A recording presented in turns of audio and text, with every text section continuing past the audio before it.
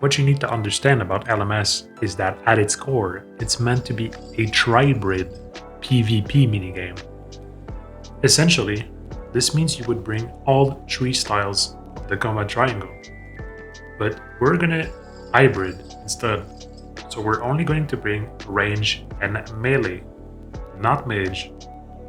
It's not exactly a weaker setup, it's just much different. There are some big advantages, like you're always in tank gear, you're much more tanky. You're only gonna switch to a melee weapon sometimes, so it's not overwhelming at all. And you have some free damage with Vengeance every 30 seconds. This is free damage and it's guaranteed. There's also negative stuff related to the fact that other players will use Ice Barrage.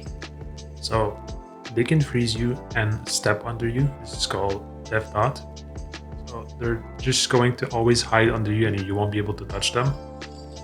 They said you can still hit them when they hit you. You just have to spam click. They can forecast because the range of Ice Barrage and spells is 10 tiles, but the Rune Crossbow on long range is 9 tiles. More often than not, you will be frozen in place and you won't be able to hit them with melee. Just because they are praying protect from range doesn't mean that you won't deal damage, as protection prayers work differently in PvP. They only block 40% of the damage and they have no impact whatsoever on accuracy. This means if you're very tanky, you can still hit 0 and miss. It happens all the time. Sometimes you will win fights or lose fights, even if you prayed correctly, just because the RNG wasn't on your side. This is fine. Since protection prayers don't protect you 100%, it is very important that you focus on defense at all times. The difference between a normal tank setup and a mage setup is massive. It's the equivalent of wearing this item, stats-wise. Would you wear this? No, you wouldn't use it. Notice the minus 99 range defense that it gives.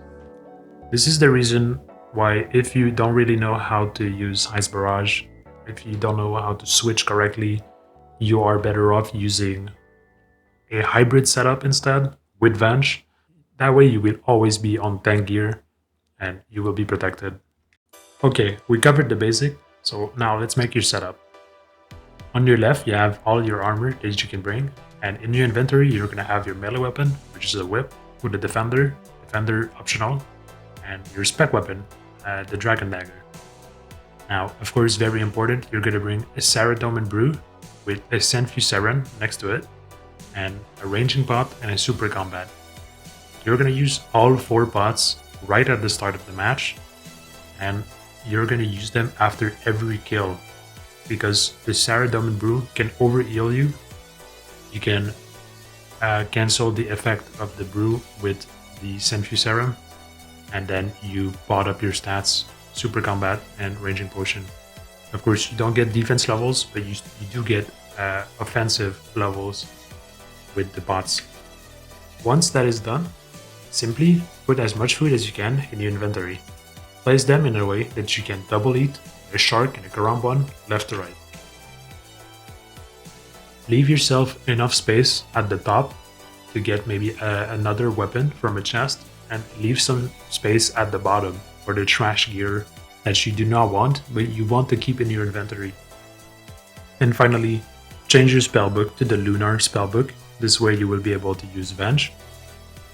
The Lunar spellbook is not available for 1 defense pures, but you can also select it for Zergers.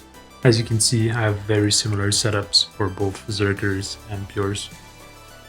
I won't talk too much about gear upgrades because most people are only going to get 1 kill and try to get as many points as possible from that.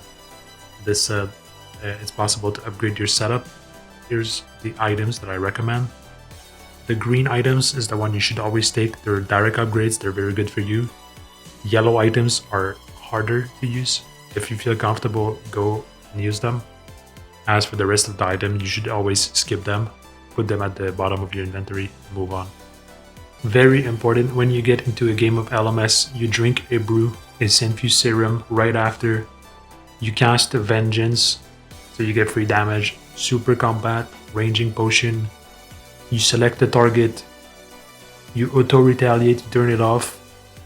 You pray Protect from range or melee or mage depending on what you need. You pray Rigor, unless you're a Zerker, in which case you're gonna pray Steel Skins and the other offensive prayer like Eagle Eye.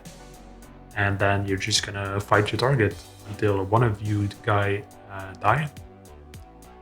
Whenever you can, you recast Vengeance. Make sure you have the timer on your screen, it really helps.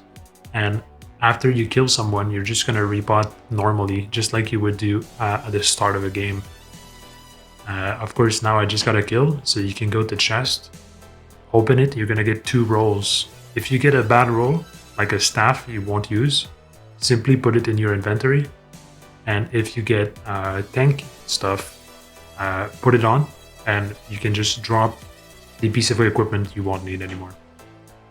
I would simply say a small message about bots.